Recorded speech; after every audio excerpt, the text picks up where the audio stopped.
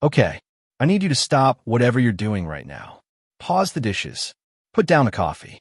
If you're driving, actually, keep driving, but pay close attention because what I'm about to tell you is one of the wildest, most infuriating, and ultimately satisfying stories I have ever come across. And I have been down some deep, dark rabbit holes on this channel. This is the story of a man named Marcus. An ordinary guy, hardworking, quiet, the kind of neighbor who waves to you in the morning, keeps his lawn trimmed on Sundays, and never causes drama. He bought his dream home. He planted flowers. He set up a little basketball hoop in the driveway for his kids. He was living the American dream. And then the HOA came. Not with a welcome basket, not with a casserole. They came with a letter, then another letter, then a fine, then another fine, and eventually, and I'm not kidding when I say this, they came with a concrete barrier blocking his driveway while he was at work. His own driveway, on his own property, while his kids were home. And you know what happened after that? The police showed up. But here's the thing, and this is the part that made me nearly spit out my drink. The police didn't come for Marcus. No. By the time this story is over, you're going to understand exactly why the board members of the Clearwater Pines Homeowners Association had the worst 6 months of their entire lives. And every single second of it, they brought it on themselves. Buckle up. This one goes deep. Let's go back to the beginning, because you cannot fully appreciate how spectacularly this all unraveled without understanding the world Marcus walked into. It was the spring of 2021. Marcus and his wife, Denise, had been saving for years. Years of renting cramped apartments, years of driving past neighborhoods with big yards and wide driveways, years of Marcus saying, "One day, baby." One day, they had 2 kids, his son Jalen, who was 9 at the time, and his daughter Amara, who was 7. The family had been through a lot. Marcus had spent nearly a decade working in logistics management, grinding through long hours and early mornings. Denise worked part-time as a dental hygienist and ran a small cake decorating business out of their kitchen on weekends.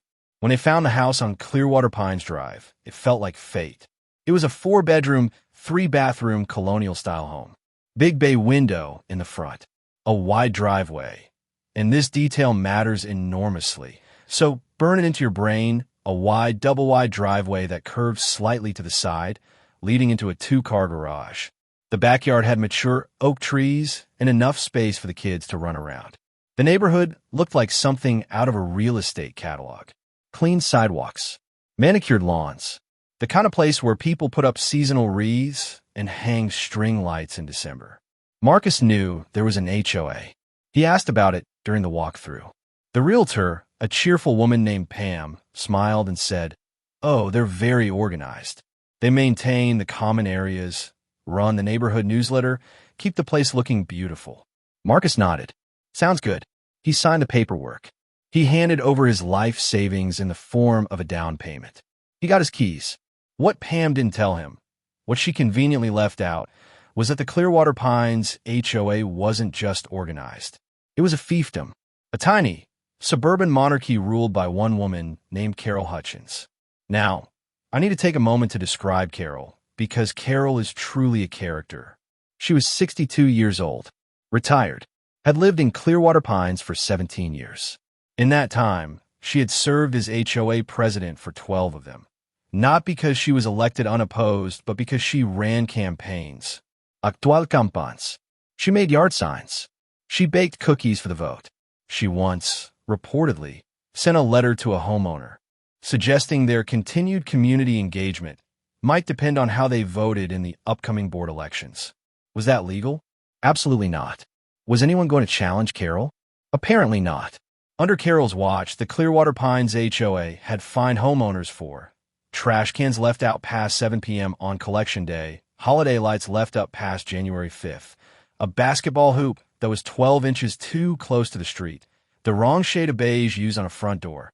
Not just beige, mind you, they had 5 approved shades, a trampoline visible from the road, and once, I kid you not, a wind chime that was deemed acoustically disruptive to the neighborhood aesthetic. Carol had a committee for everything.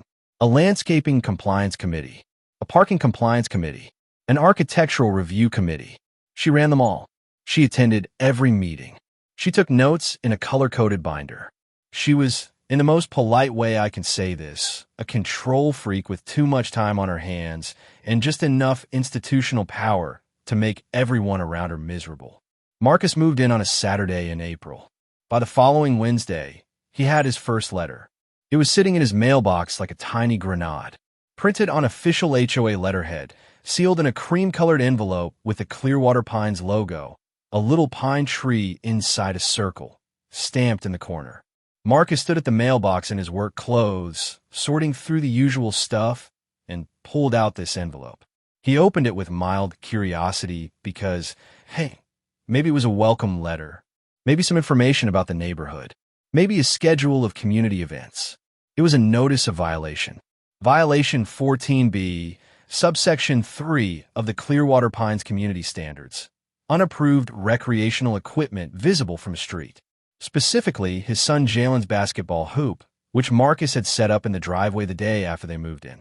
The letter stated that he had 14 days to submit a formal application to the Architectural Review Committee, complete with a diagram showing the hoop's exact placement, its dimensions, the brand, the pole color, and a written justification for its presence. Marcus read it twice. Then he laughed.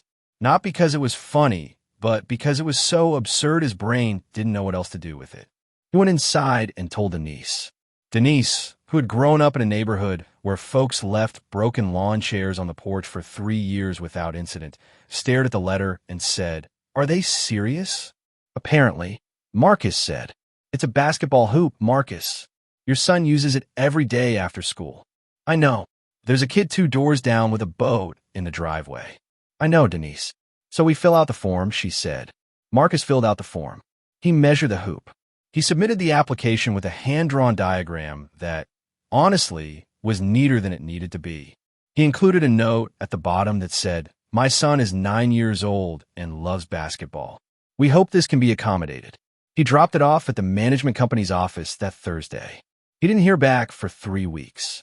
And then when he did, the response was a letter of denial.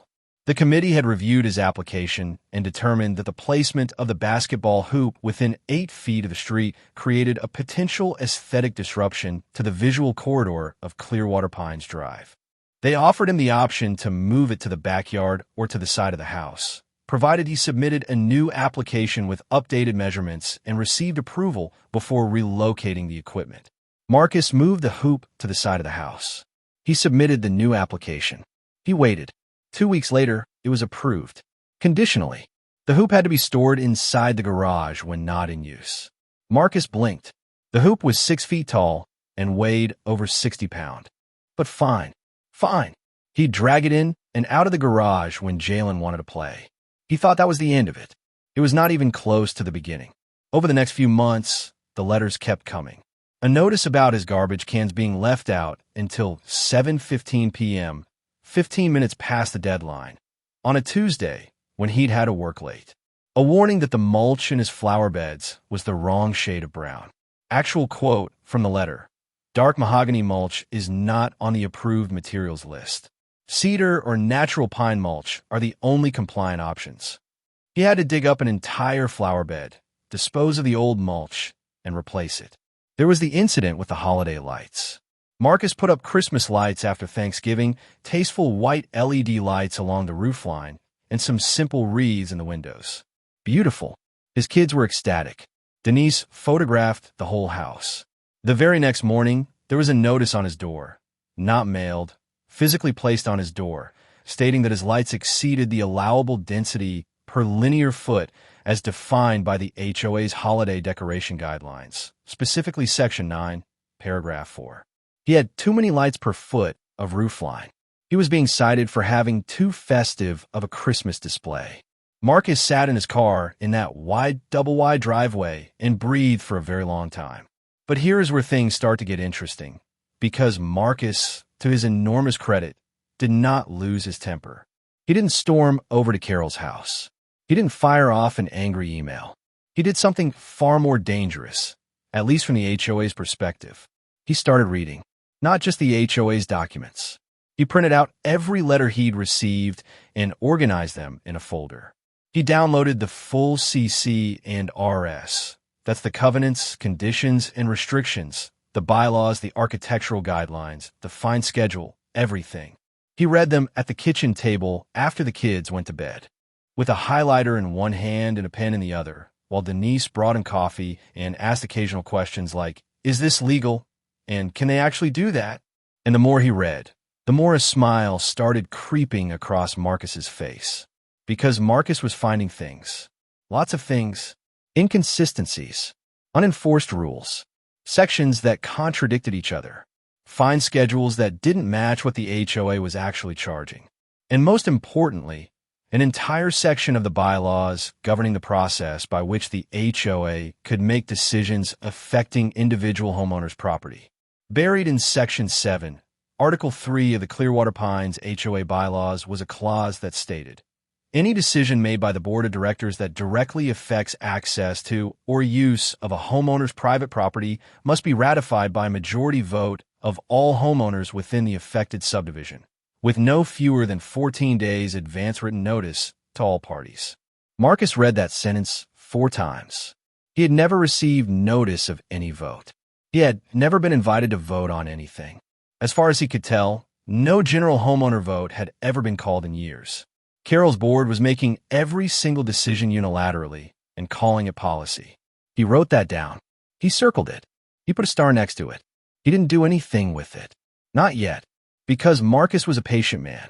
And because the best move in chess is never the one that makes your opponent flinch. It's the one that makes them feel safe right before the board flips. It was 8 months after Marcus moved in when things escalated from annoying to genuinely unhinged. It started with the driveway. Now, remember that double-wide driveway. Marcus had a pickup truck, a black Ford F-150, a couple of years old, nothing fancy, and Denise had an SUV. They both parked in the driveway because, as Marcus pointed out to no one in particular, that is what driveways are for. His truck was sometimes parked in the driveway overnight when the garage was being used for storage while they were still unpacking boxes and organizing their new home. He got a letter. Violation 22A, excessive vehicle storage in driveway, constituting a visual obstruction. 1 vehicle per household may be parked in the driveway at any time between the hours of 10 p.m. and 6 a.m. Marcus called the management company. He was calm. He said, "Can you explain to me how 2 vehicles in a double-wide driveway constitutes a visual obstruction when my driveway is literally designed for 2 vehicles?" The property manager, a tired-sounding man named Gary who clearly did not have the energy for this conversation, said, "Sir, I just processed the notices. You'd have to take that up with the board." Marcus emailed the board. He asked the question in writing. He was polite. He was professional. He asked them to explain the specific visual obstruction and cited the exact clause they were referencing. Carol responded, not the board, Carol personally, and her response was, and I'm quoting as close to verbatim as I can, "Mr. Thompson, the board has discretionary authority to determine what constitutes an aesthetic violation. Your truck is large and conspicuous. 1 vehicle in the driveway at night is the standard we've maintained in this community for many years. I trust you can accommodate this reasonable request." Marcus read that email and then read it again. Discretionary authority. His truck was conspicuous. He wrote back, 1 sentence. "Please cite the specific bylaw provision granting the board discretionary aesthetic authority over private driveways during overnight hours." Carol didn't respond for 6 days. When she did, it was not an answer. It was a new letter, a fine notice, $150 for the original violation, pending $25 per day until resolved. Now Marcus had a decision to make.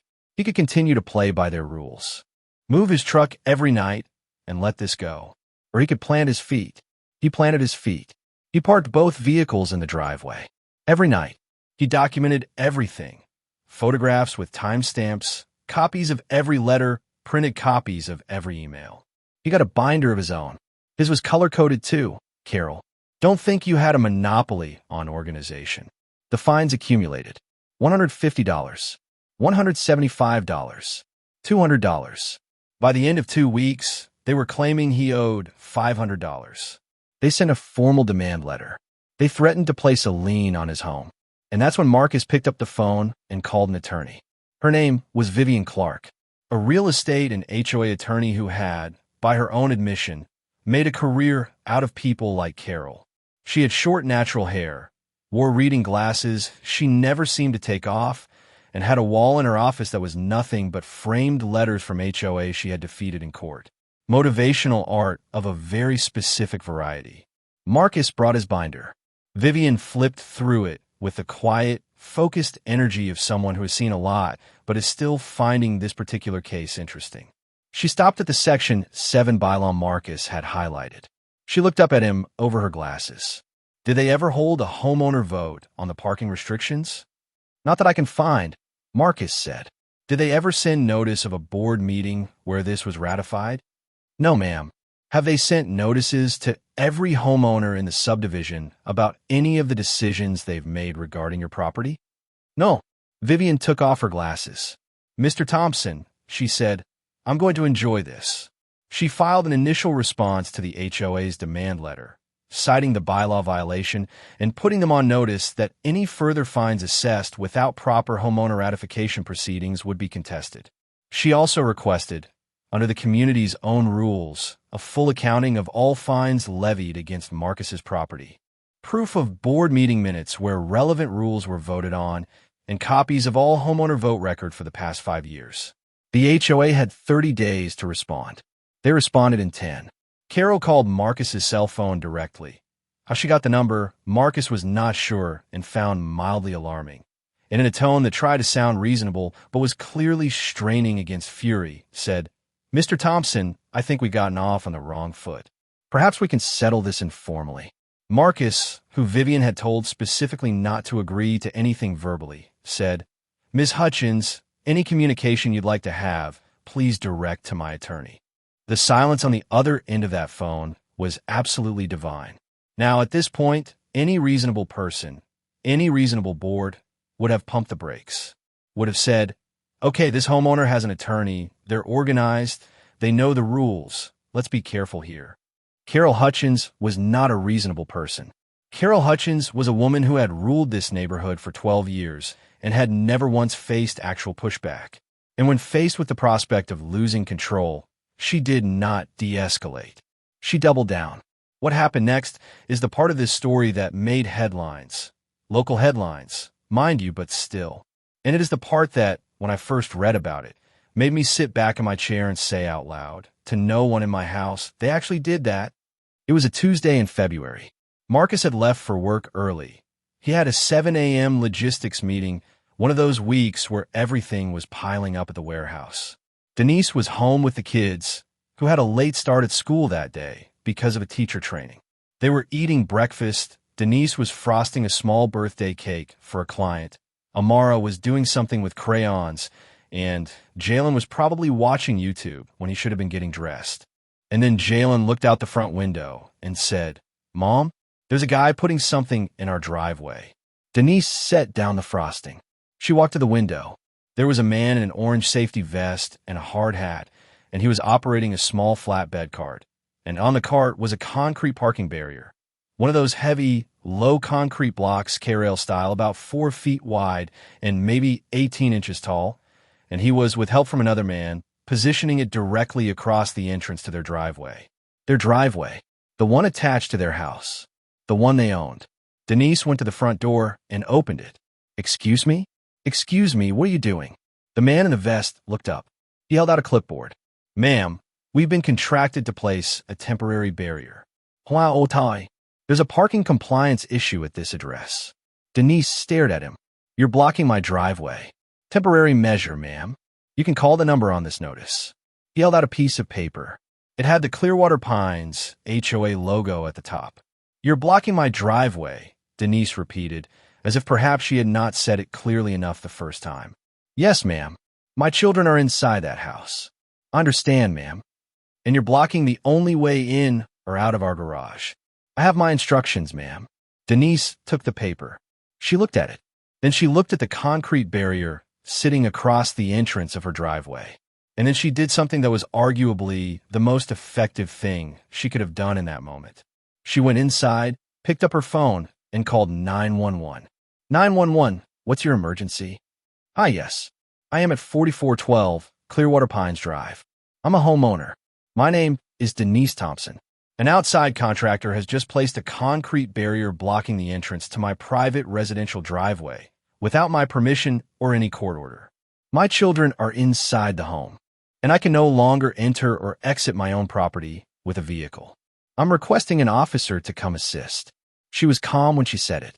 Denise was always calm on the surface, which is a talent Marcus said he deeply envied. Inside, she was, her words, on fire. 2 officers arrived within 15 minutes. A patrol sergeant and a patrol officer. They looked at the barrier. They looked at the driveway. They looked at the men in orange vests, who were now sitting on the flatbed cart looking extremely uncomfortable about how this had turned out. The sergeant asked to see the authorization paperwork. The contractor produced the HOA work order. The sergeant examined it. He turned to Denise. Ma'am, is this your property? Yes, sir. My husband and I own this home. And did you or your husband authorize this barrier placement? Absolutely not. Do you have a copy of any court order, city ordinance, or municipal notice authorizing this barrier? The contractors looked at each other. We just have the HOA work order, officer. The sergeant nodded slowly in the way that experienced law enforcement officers nod when they are processing the sheer audacity of a situation. He turned to the contractors. Gentlemen, I need you to understand something. A private HOA work order does not grant authorization to block a homeowner's private residential driveway. That is private property. Without a court order or municipal permit, what you've done here is, at minimum, a civil matter of interference with property rights and potentially criminal mischief. He paused. You're going to want to remove this barrier. Right now. The barrier was removed in approximately 4 minutes. The contractors loaded it onto their flatbed and left without making eye contact with anyone. Denise got the sergeant's name and badge number. She thanked him. Then she went inside, sent Marcus a text that read, "Call me when you can. A lot happened. Everyone is okay, but you need to know about this." And then she photographed every square inch of the driveway entrance, documented the tire marks from the flatbed, took photos of the notice the contractor had left, and emailed everything to Vivian. Marcus got the text during a meeting. He excused himself and called home. When Denise finished explaining, there was a long silence. They put a concrete barrier in our driveway, he said. They did, while the kids were home. Jalen actually saw them do it. Another pause. I'll call Vivian on my lunch break. I already emailed her. She responded in 6 minutes. She said, and I'm quoting, "This is a gift." Now I want to take just a second here, because I think it's worth noting the absolute confidence it must have taken for Carol Hutchins to authorize that move. Like, picture her sitting in her kitchen with her color-coded binder, calling a contractor, and thinking, yes, this is the reasonable, proportionate response to a parking dispute. The self-assurance of a woman who has gone unchallenged for so long that the concept of consequences has simply faded from her worldview. Because here's what Carol apparently didn't consider.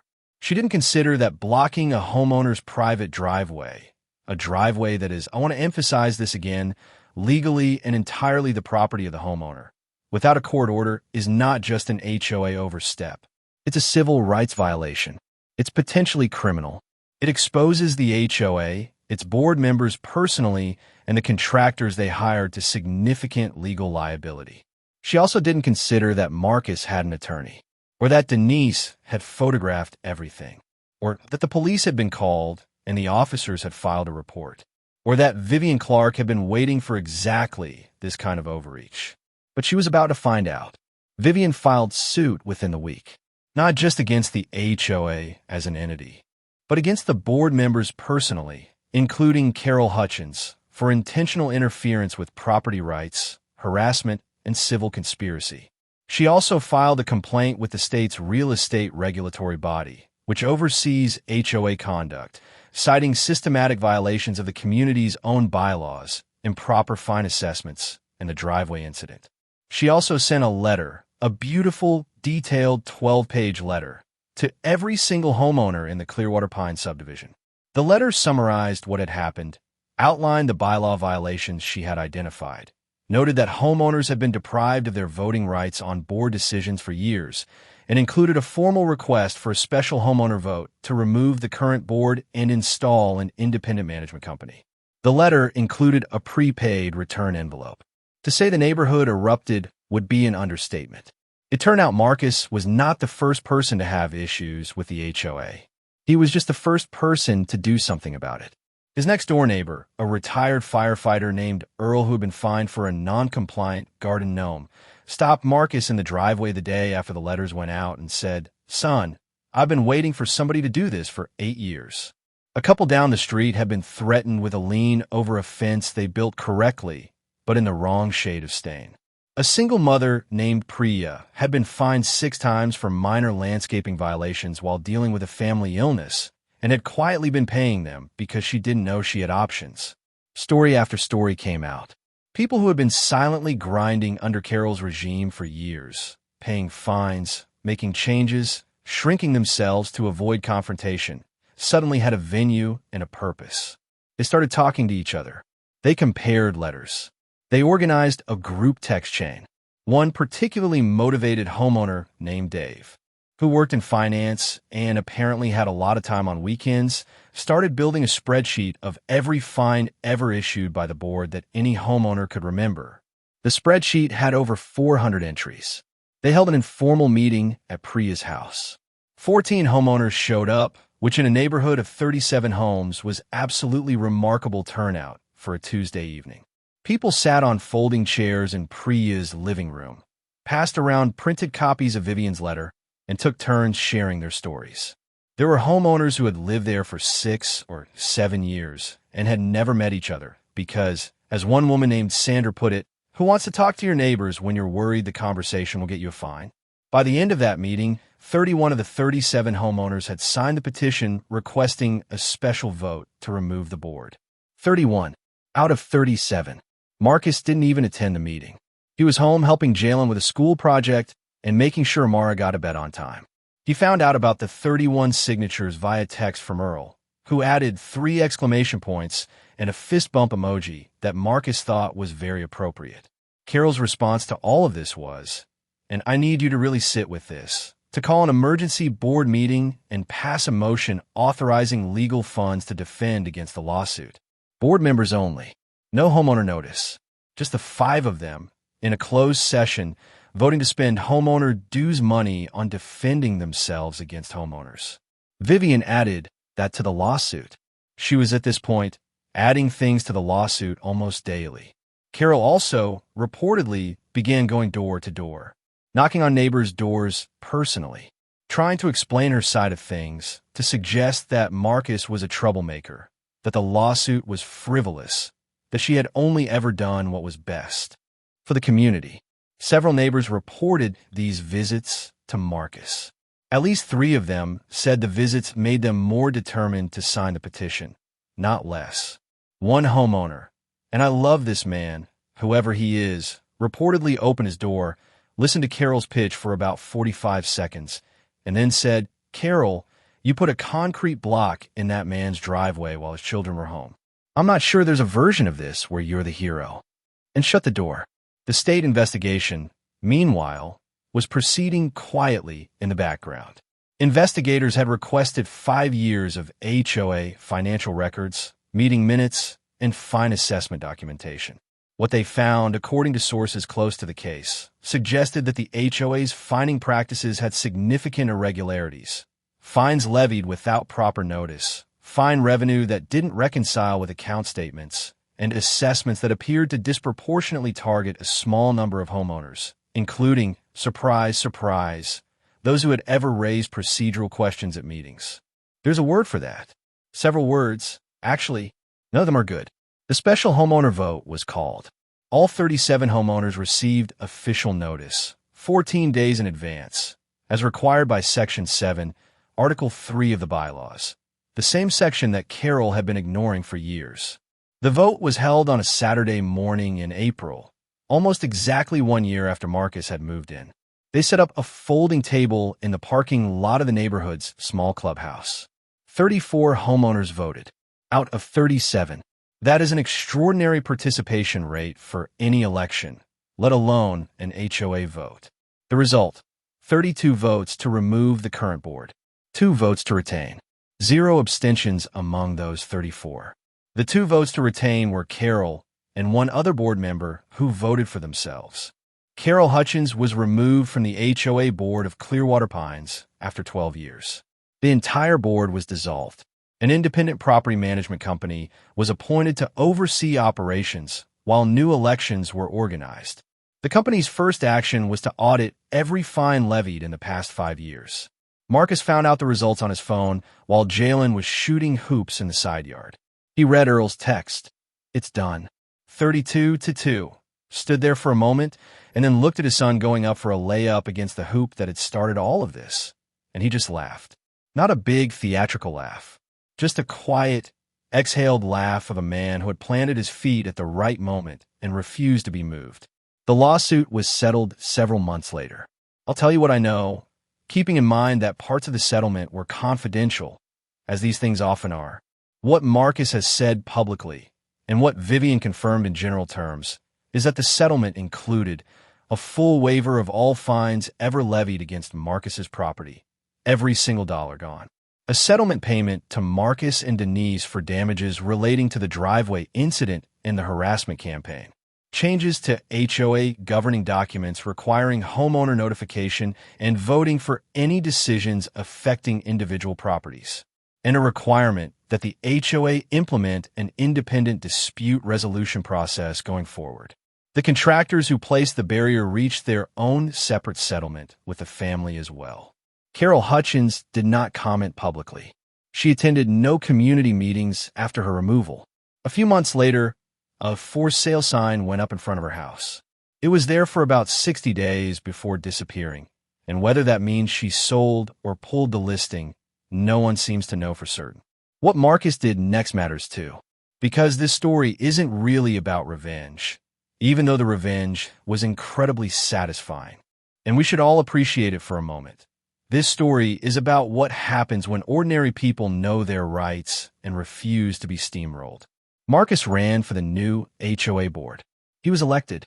He served 1 2-year term with a focus on transparency, posting all meeting minutes publicly, holding open quarterly homeowner meetings, eliminating the find first ask questions never enforcement approach, and building a genuine community channel so that neighbors could actually communicate with each other.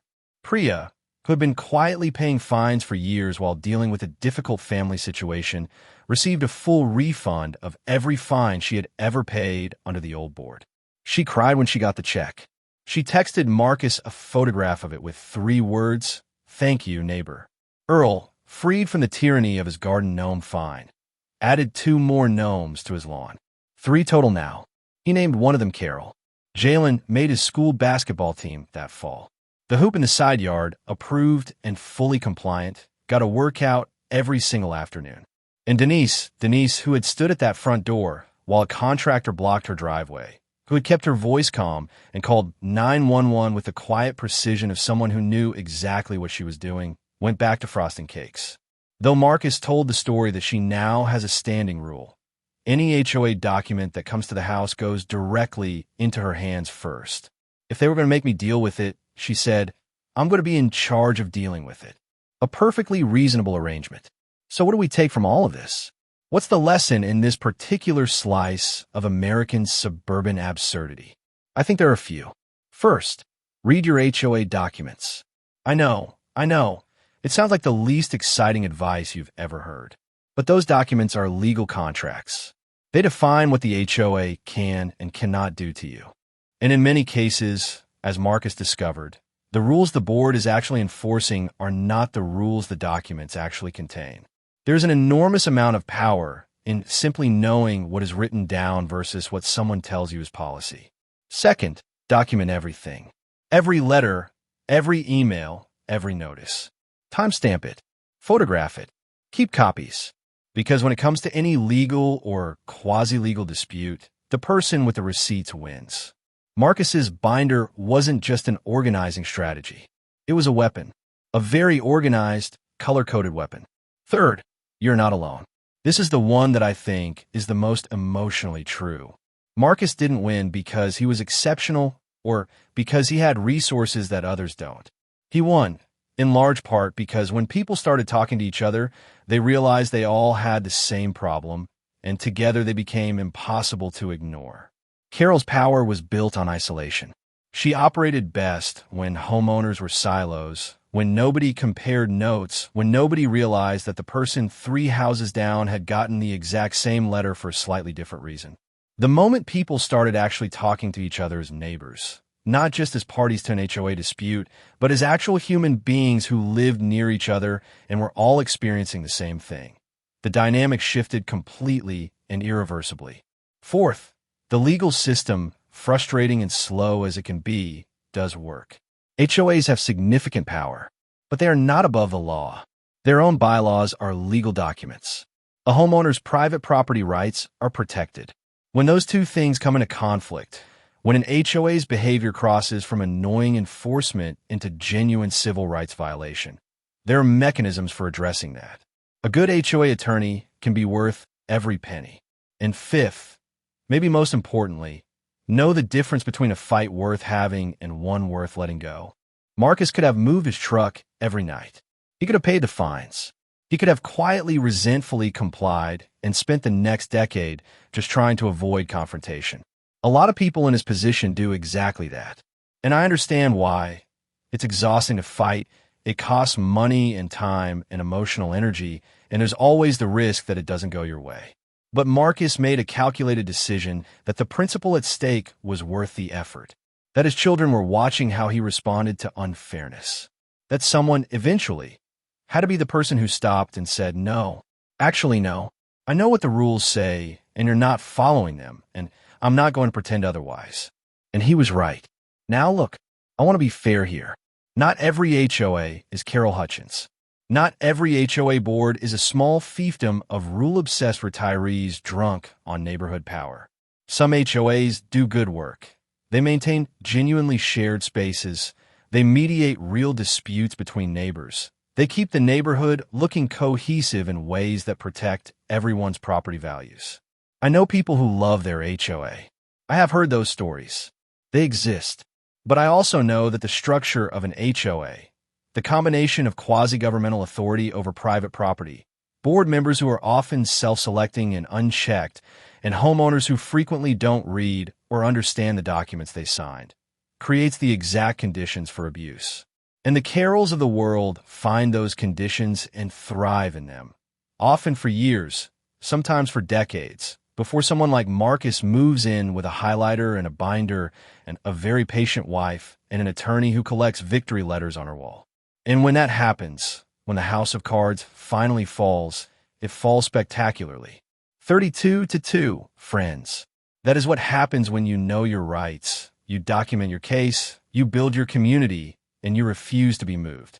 If you're currently dealing with an HOA situation and you found this story even a little bit helpful or even a little bit vindicating, drop a comment below. Tell me your story. I read every single one of them, and I promise you, some of them are destined for their own episode on this channel. If this is your first time here, welcome. Subscribe and hit the bell because we cover stories just like this one. Stories about ordinary people navigating extraordinary injustice and coming out the other side with their dignity, their sanity, and occasionally a very satisfying settlement intact. And if you have an HOA letter sitting in your mailbox right now, go get a highlighter. Start reading, because you might just find something interesting in there. I'll see you in the next one.